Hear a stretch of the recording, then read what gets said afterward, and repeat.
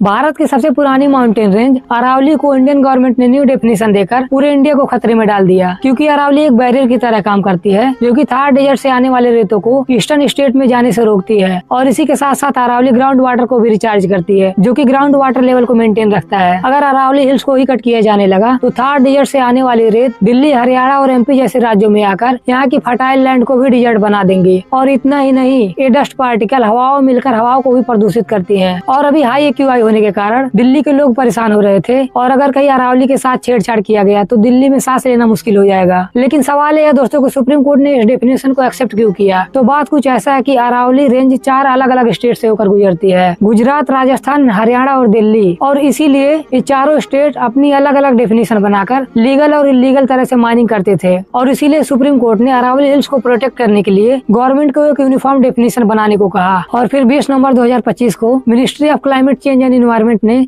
Supreme court को एक new definition दिया, और इस डेफिनेशन को सुप्रीम कोर्ट ने एक्सेप्ट भी कर लिया। और इस डेफिनेशन में यह कहा गया था कि जो भी पहाड़ 100 मीटर या उससे ऊंचे हैं केवल वही अरावली कहलाएंगे। और इसके अलावा 100 मीटर वाले 2 पहाड़ों के बीच की डिस्टेंस अगर 500 मीटर या उससे कम है तो वह अरावली रेंज कहलाएंगे। लेकिन अच्छी बात यह है दोस्तों कि लोग बेवकूफ नहीं बने। राजस्थान, हरियाणा और दिल्ली जैसे राज्यों में कई प्रोटेस्ट हुए हैं और सोशल मीडिया पर सेव अरावली जैसे हैशटैग ट्रेंड करने लगे। और एक अच्छी खबर यह भी है कि 29 नवंबर 2025 को सुप्रीम कोर्ट ने खुद के डिसीजन को ही वापस ले लिया। और अगर अरावली को बचाया नहीं गया तो नॉर्थ इंडिया खतरे में है, और इसीलिए जरूरी है कि क्लियर और सस्टेनेबल डेफिनेशन और रूल्स हो, और रूल्स को सख्ती से फॉलो किया जाए।